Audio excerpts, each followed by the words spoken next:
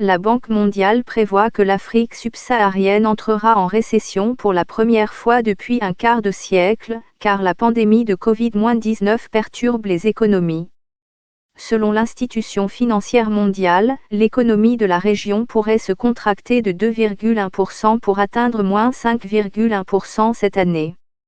L'épidémie s'est propagée à 52 pays du continent qui, au total, ont signalé 10 250 cas confirmés et 492 décès. La Banque mondiale et le Fonds monétaire international appellent les créanciers à un gel de la dette afin de libérer de l'argent pour sauver des vies et protéger les moyens de subsistance.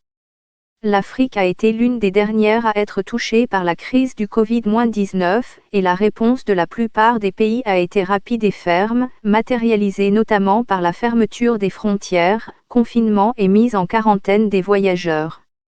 Selon la Banque mondiale, la réduction de l'accès aux intrants agricoles, la perturbation des chaînes d'approvisionnement et la perte des moyens de subsistance pourraient entraîner une pénurie alimentaire.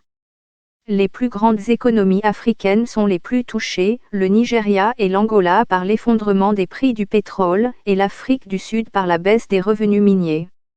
Et les apports financiers étrangers provenant du tourisme, des transferts de fonds et des investissements directs ont cessé. Les crises existantes, telles que l'invasion de criquets pèlerins en Afrique orientale et centrale, les conflits et la sécheresse en Afrique australe, aggravent le problème. La Banque mondiale propose un gel des paiements de la dette, ce qui permettrait de libérer plus de 35 milliards de dollars utilisés chaque année pour assurer le service des prêts, ainsi que d'économiser 44 milliards de dollars en exonération de paiement d'intérêts. Elle exhorte également le continent à envisager des transferts d'argent liquide, la distribution de nourriture et des exemptions de frais sur les services de base pour soutenir les plus pauvres.